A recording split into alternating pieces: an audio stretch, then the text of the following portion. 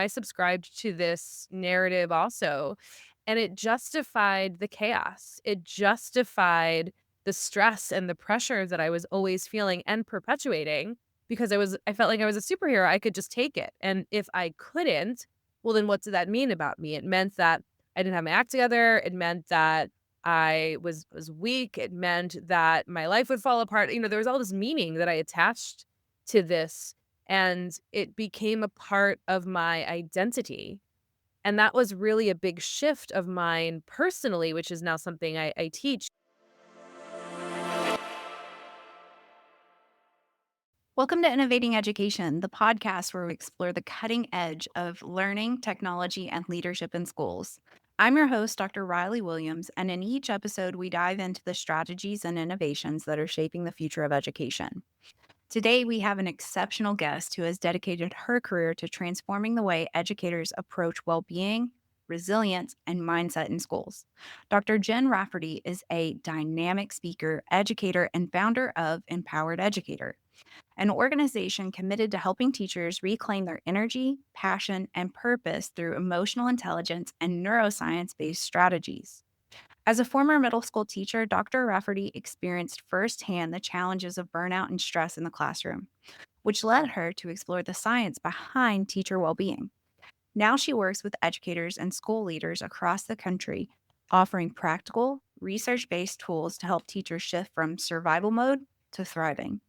Dr. Rafferty's work is rooted in emotional intelligence, neuroscience, and sustainable self care practices, all essential components for ensuring that teachers stay inspired and empowered in their careers.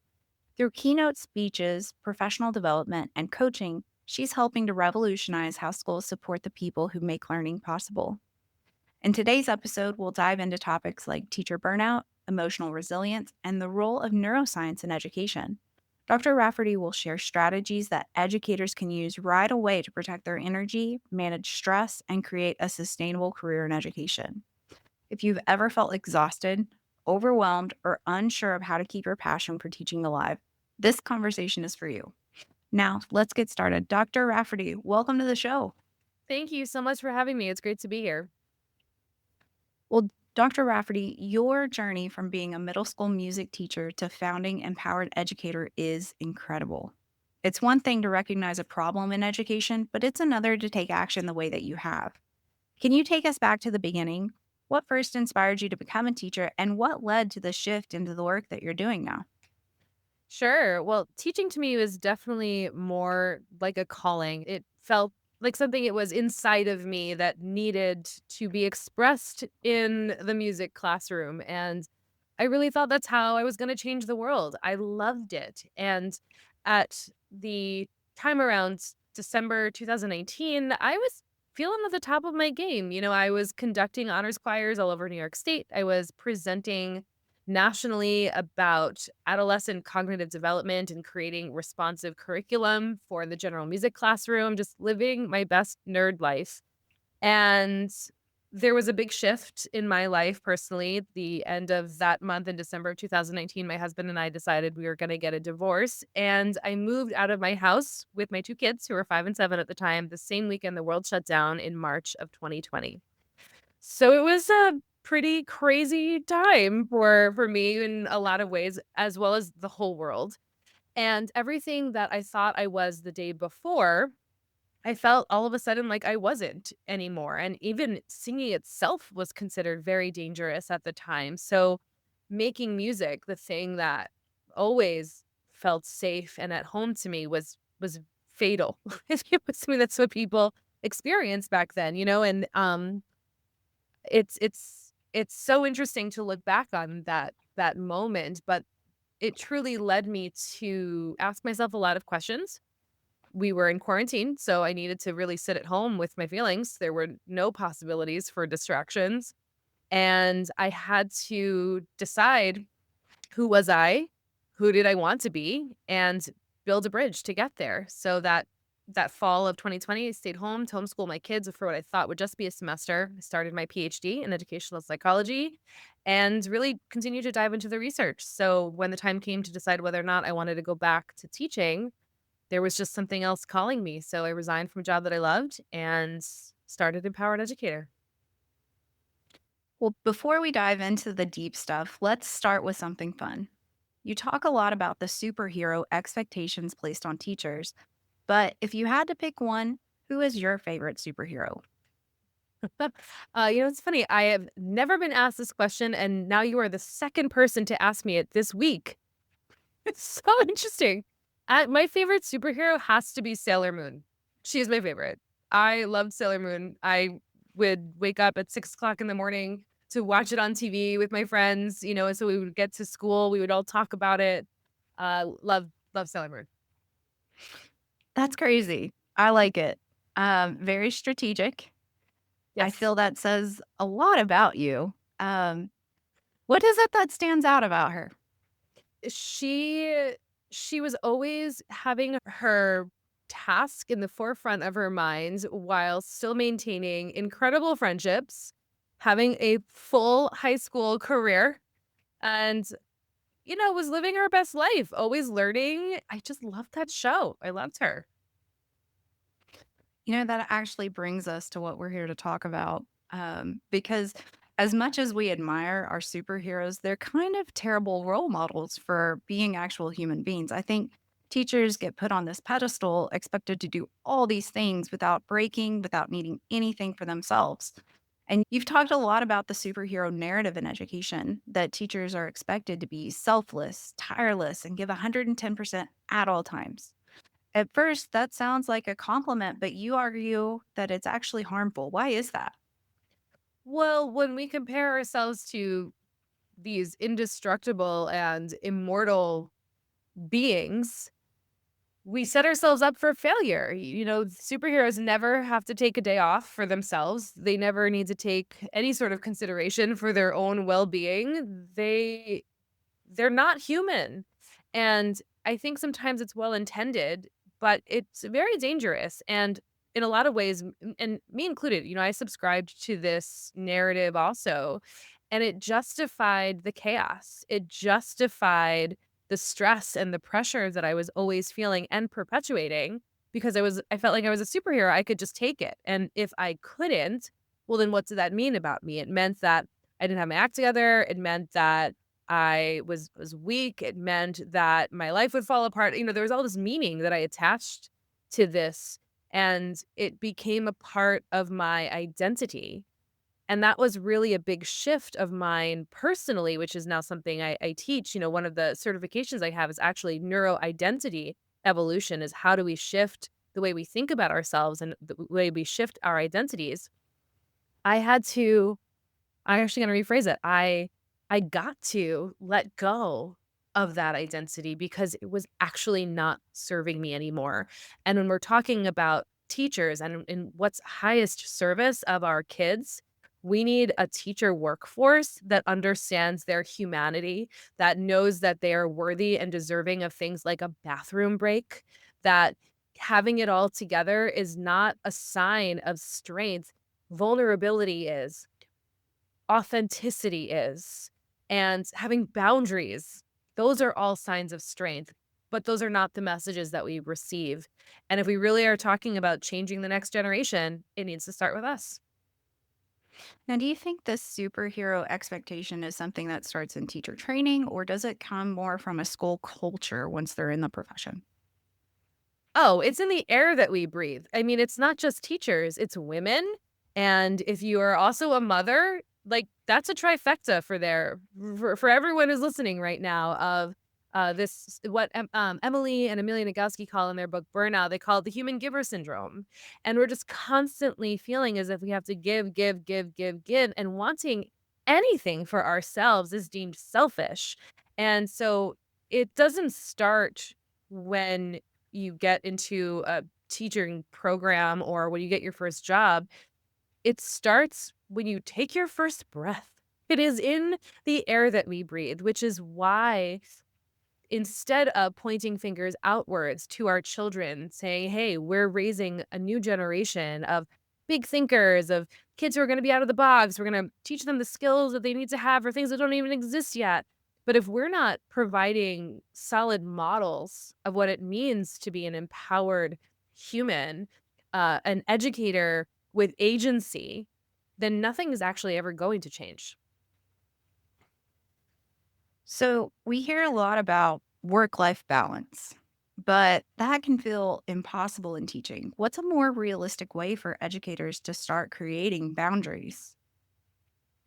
Well, I think the first thing is to get rid of the idea of balance. That to me feels like a very stressful analogy. When I think about balance, I often think of plates spinning and balls in the air and balancing something while I'm standing on something dangerous. It's a very stressful analogy for me.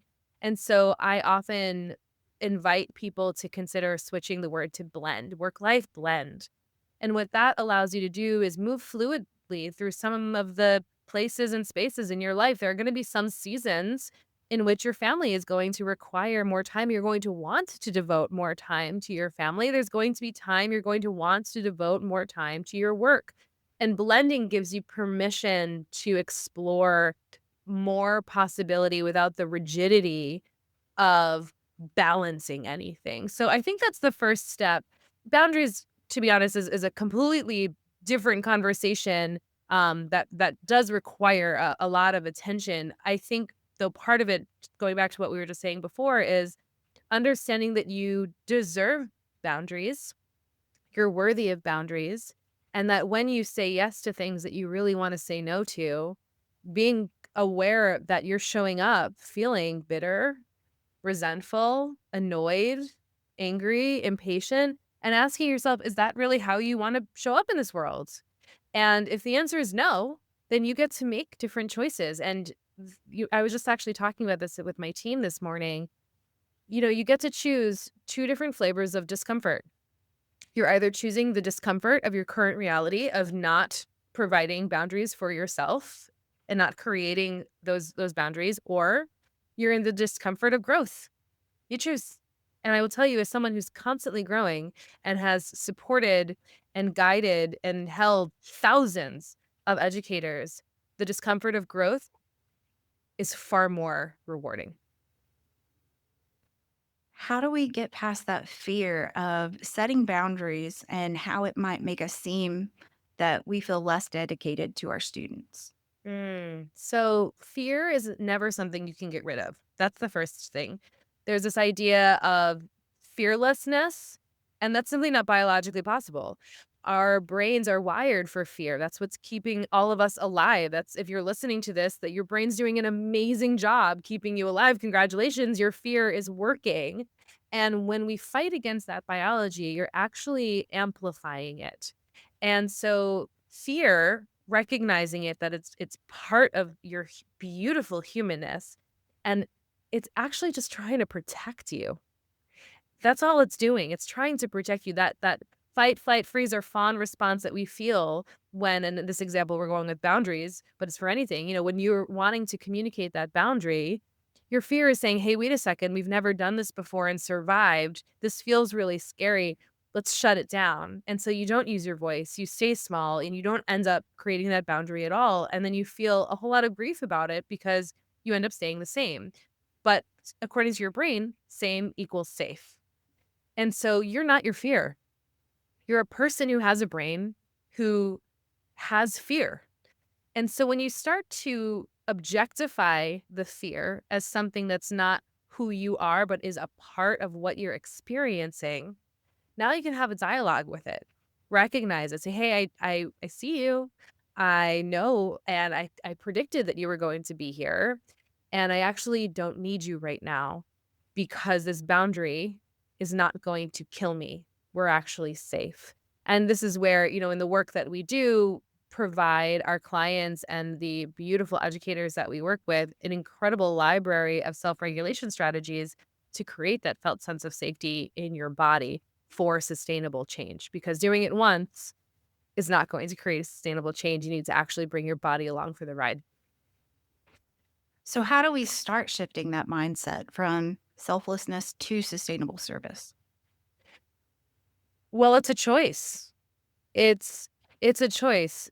This choice, though, comes with, again, bringing your body along. We think so often that our mind is running the show, and it's only running the show if you let it. You think 65 to 85,000 thoughts every single day. Most of them are fear, ego, and past experiences.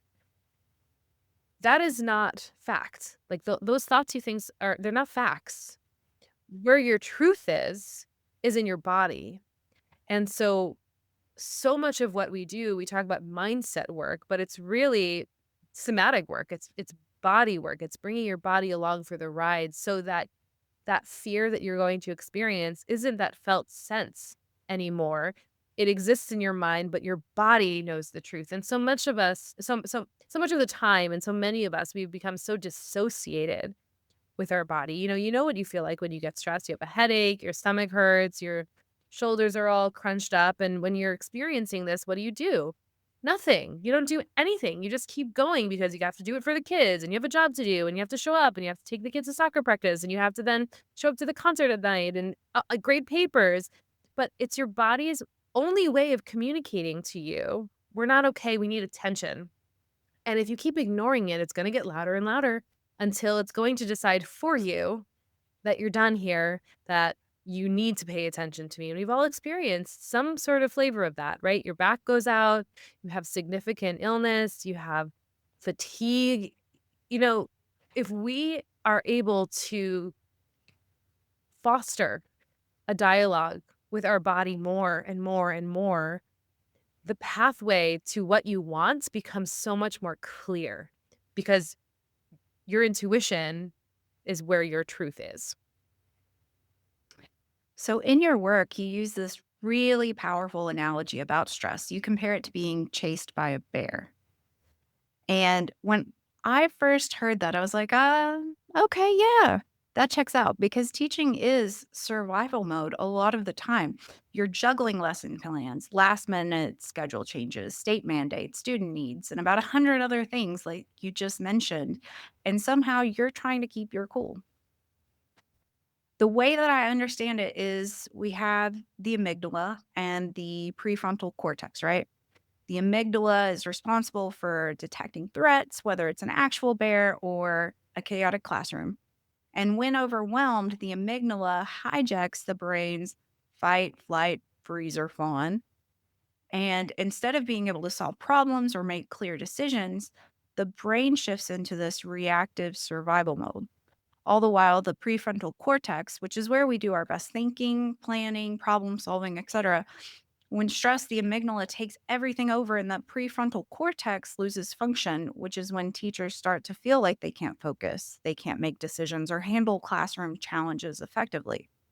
So, when teachers are in that constant state of stress, whether it's juggling lesson plans, behavioral issues, or new mandates, they're not just overwhelmed. Their brain is literally struggling to function at its best, right? Correct. Yes. Yes. And we need access to that part of your brain to solve problems, to make good decisions, to advocate for yourself and your students. And again, this isn't something that is is a bad part of our humanity. It's amazing. Like, how incredible is this that this little tiny piece in your brain has the ability to sense threat and keep you alive, and in doing so, shuts off all other parts of your brain that you don't need for survival. That's really cool. But what happens is if we're in this chronic state of survival, not only do we have less access to our prefrontal cortex, there's all of this cortisol and adrenaline, which is some of those stress hormones that are floating through your bloodstream all of the time. And stress gets a bad rap. We need a certain level of stress to get up in the morning. There's a certain level of cortisol and adrenaline running through my bloodstream right now just to have this conversation with you and show up in this way. But when your cortisol cup overfloweth, it has nowhere to go but stay inside your system, and that's a buildup of toxins in your body, which then cause illness and disease. And this is not something any longer that happens in your brain. This is happening in your body, which is why so often when you tell someone, like, calm down, it doesn't work because that's not where the feeling is. thoughts happen in your brain, feelings happen in your body. And without an ability to release stress or release an emotion, it remains trapped. And then it manifests in chronic pain, in chronic disease, in chronic illness. And so this isn't a nice to have skill set. This is an essential piece of the puzzle to maintain a healthy longevity in your career, particularly as educators who are touching the lives of the next generation. So, what's the first thing a teacher should do when they notice themselves slipping into that stress response in the middle of a school day? It's a great question. So again, having that conversation with your body, recognizing it when it happens. Oh, that's so interesting. My stomach is tight. That's so interesting. My heart's beating really fast. My ears are getting hot. Those those pieces have to be in place in order for you to do the next step. Because otherwise, we're ignoring it again. We're ignoring all of the times when we're feeling triggered and activated. And it could be something big like a rowdy classroom. It could be an observation from your administrator, but it could also be something subconscious where you're walking through the halls and y a smell sets off some sort of trigger response that you didn't even realize what happened, and all of a sudden, your heart is palpitating, and you don't understand why. You don't have to understand why. You just get to recognize that this is happening and use it as data. And then comes a self-regulation piece. What I always recommend to anybody who's trying this is a very simple box breath. Put your hand to your heart. The reason why you put your hand to your heart is so when you touch your body, there's oxytocin that gets released, which is the love hormone and the trust hormone. If you want to develop and foster more self-trust and self-love, put your hand on your heart. The whole pharmacy between your ears. Use it. Like, put your hand on your heart and you take 3 rounds of a box breath. In for 4, pause for 4, exhale for 4, pause for 4. You do that 3 times throughout your day.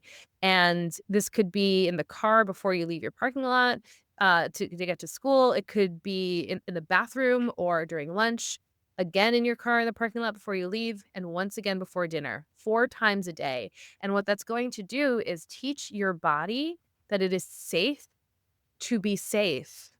When we're so jacked up all the time, it doesn't feel safe when we don't have all that cortisol running through our body, and you get to rewire your brain. This is the work that really fundamentally the work that we do in Empowered Educator is teach people how to rewire their brain. So we're not operating on old stories, old programming, old identities that are not serving us anymore, and especially not serving our kids.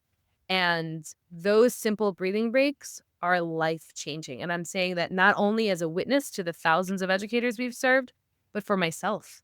I never, ever teach anything I haven't practiced myself. And this one simple practice has been a game changer for how I show up in the world. That is a fantastic strategy that we can take today. I love that. Thank you so much. So welcome. So, if a school wanted to take stress regulation seriously, not just as an individual practice, but as part of the school culture, where would they start? Oh, they would engage with Empowered Educator. And I'm saying that because we are truly the only organization that I know that provides the supports that educators actually need to make cultural shifts. Because there's so many that's out there that's a very check the box. We all know what the social emotional learning standards are, and we can watch a little video, we can have a conversation about kindness, but if we're not actively feeling it, if we're not creating spaces that are safe for people to feel vulnerable, which is not in the faculty room, it is not at the faculty meeting, it is not with your administrator all the time. If we're not providing people with these safe spaces for them to begin to practice having that dialogue with their body, for them to have conversations, honest, authentic conversations with each other, then nothing will ever change. And I am excited about what we're doing, what the team's doing, and how it's growing because I've never seen anything like this anywhere else. And there's a lot of good programs out there, but none that gets to that level of rewiring your brain. because that's what it ultimately comes down to. So, for administrators, what is an example of one policy change that could make the biggest difference in preventing chronic stress in teachers? That's a great question. And I'm going to answer this a little bit differently because policy change is loaded. Every community is different. Even the ones that are right next door to each other have different structures, systems, policies, values. It's just different. And so the best way that administrators can make systemic change in their schools is, yes, policy, but before policy, you need to understand that organizations don't change until people change. So you can't slap on a new policy and everyone stays the same and then scratch your head and wonder why it's not working. Organizations don't change until people change. And the only person that you have any agency in changing is yourself. So before any sort of policy takes place, you as the administrator, you're the head domino of your school. You better be practicing this because your impact is dependent on your own personal growth and development. Period. It does not matter how many degrees you collect or how many certifications you have. If you are not growing personally, your impact will always have a ceiling on it. And no one gets into education not to make an impact. And we don't want to limit the impact of our communities. So let's realize that you are limitless and walk the walk. So, you started Empowered Educator to build a bridge between what teachers need and the support that they're actually getting. What's next for you and your movement? Oh my gosh, that's such an exciting question. There's 2 things that are coming to mind right now. We are starting an incredible ripple effect campaign because so many people have experienced such dramatic life shifts in how they show up for themselves, for their families, in their classrooms, with their colleagues. And the question is always like, how do we get this out to more people, Jen? More people need to know about it.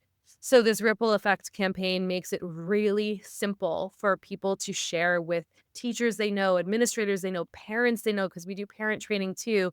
Hey, this is something that was life-changing for me, and I thought this would be something you'd be interested in. Take a look, let's have a conversation.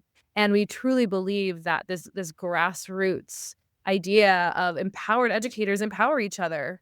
This really changes the trajectory of everything. So that's something that's coming up right now.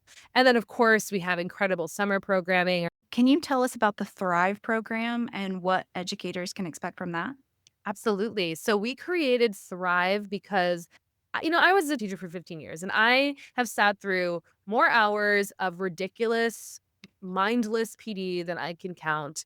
And I wanted to create something that was so relevant, so accessible, that really packs a punch.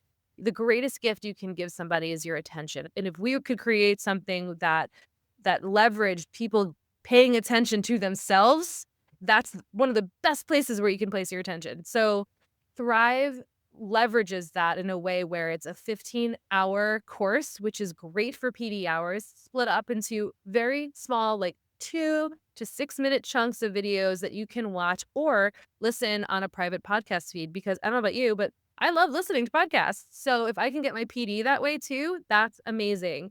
And that's what we've done. And you have 3 months to complete this course. And it comes with live office hours once a month where you get to connect with either me or one of the Empowered Educator coaches for integration sessions, some coaching, and connect with other empowered educators from all over the world. It is so beautiful and the perfect place to start your empowered educator journey. Let's say a teacher is listening right now and they're on the edge of burnout. They're exhausted, they're overwhelmed, and thinking about leaving the profession. What's the first step you'd recommend that they take?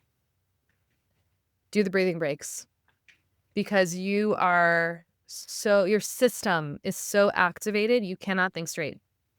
And getting to a place where, first of all, you feel safe because some of that, if you don't feel safe emotionally, physically, mentally, intellectually at work, then you need to check that for yourself. You deserve to feel safe. and creating that felt sense of safety so that you can make sound decisions that are aligned, that aren't coming from a place of fear, that's coming from a place of knowing. And again, besides coming into our world, creating and leaning on your community is essential. We are not meant to do this alone. There is an opportunity for you to get rid of or set aside the shame that you might feel about burnout. It is something that everyone has experienced or knows someone who has experienced it. And the more you're visible, the more things start to change. I heard this quote recently and I absolutely love it. We're so afraid to share things that feel really personal. But what's true is that what's personal is universal. We are all experiencing this, and finding that community can be a lifesaver.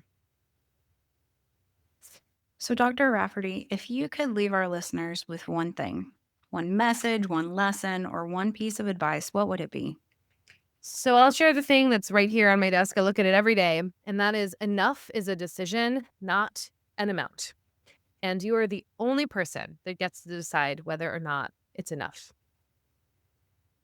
You know what I have on my desk, actually? But tell me. And it it's perfectly. It says, "It's braver to be Clark Kent than it is to be Superman. Carry on, warrior." Yeah, Yeah. I love it. Dr. Rafferty, this conversation has been amazing. I know our listeners are going to want to learn more about your work. Where can people find you, connect with you, get involved with Empowered Educator? Sure. There's a couple places. Instagram at Jen Rafferty underscore, on Facebook at the Empowered Educator Faculty Room. And of course, the website. You can get a lot of free resources on there to kind of dip your toes in if you're curious and are ready to change your life and your experience in the classroom. empowerededucator.com/resources. For those of you guys listening, I highly encourage you to check out Dr. Rafferty's TEDx talk. There, she dives in even deeper into the power of mindset, emotional intelligence, and teacher well being.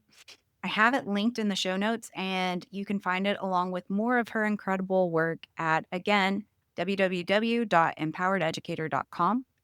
If today's conversation resonated with you, don't stop here. Please take action, share this episode with fellow educators, subscribe to Innovating Education, and leave us a review so we can keep bringing you insightful conversations that push the boundaries of learning, leadership, and innovation in education.